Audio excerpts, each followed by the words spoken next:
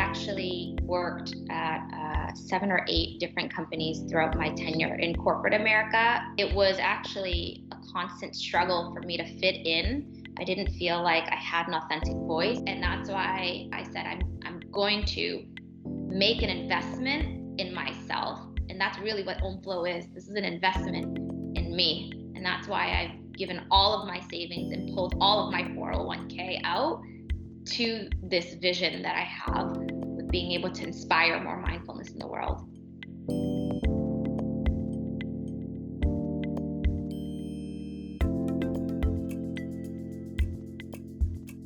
My name is Caroline Vo, and I am the founder and CEO of OMFLO. OMFLO is a at-home, interactive, live online yoga studio.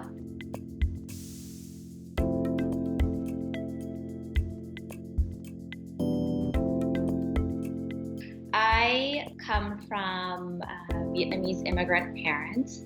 My parents immigrated to the U.S. In the early 1980s. It was very much ingrained that you go to school, you work very hard, you get good grades, and then you go to college, get a good job, and kind of find your way there.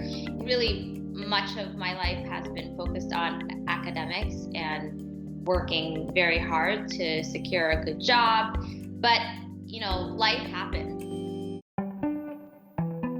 In college, I think it was my third or fourth year, I interviewed with a company and I secured a job and then worked my way up the corporate ladder to get that high paying salary. And so I had done that for about 10 years before I quit. I didn't feel like I was igniting a side of me that I wanted to ignite. There was a little bit of time where I was like, okay, what am I going to do now? I bought my ticket to Southeast Asia. It was a one-way ticket in May of 2018, and my first country was Vietnam. In July, I went to Cambodia, stayed there for a couple of weeks before flying to Thailand. And Thailand is where I completed my first Vipassana Anapanasati, which is a silent meditation retreat. When you do a silent meditation, you are with several other people, but you are seated in silence. So there's this magnificent, energetic force that you feel, but also you're very much by yourself, in yourself, with yourself. I really learned to understand, appreciate, and fall in love with my breath. So after that, I thought, I would love to take this breath, this power of the breath that I learned, and see how I can apply it to the practice of yoga. And what better place to become a teacher than India? I spent a little bit of time, just about a week and a half, visiting Myanmar, Malaysia, and Singapore, and then flew to India for a month and a half where I completed my yoga teacher training, and then flew to Bali in October and November, and then spent December in Australia and New Zealand. A few months later, OMFLO was born. OMFLO was founded and incorporated on May 15th, 2019, and then we rolled out and launched to market on January 3rd, 2020. We have 400 unique users and over 4,000 signups.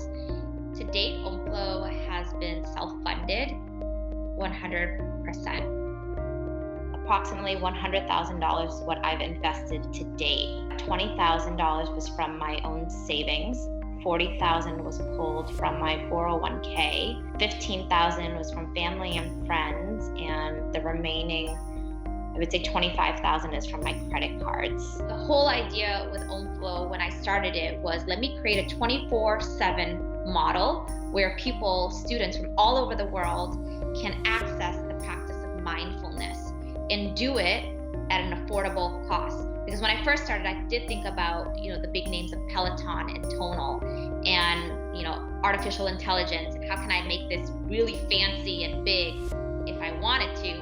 But then I thought, I don't want to do that, because there's a huge part of the geographic population and demographic that cannot afford a $2,000 to $3,000 piece of hardware.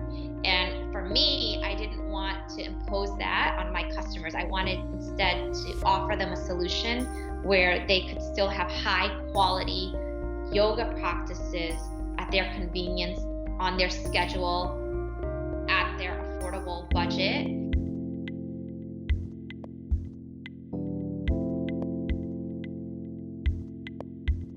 What makes us unique is all of our experiences are 100% in real time. They're never recorded. And just because it's online and virtual, it doesn't mean that it has to replace human connection. It could enhance it. 2019 was spent doing a lot of that, training these certified teachers and taking them online.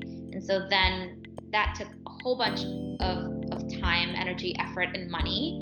And then in 2020, when we launched, we were then met with the pandemic, which a lot of people thought, oh, great, you must have blown up.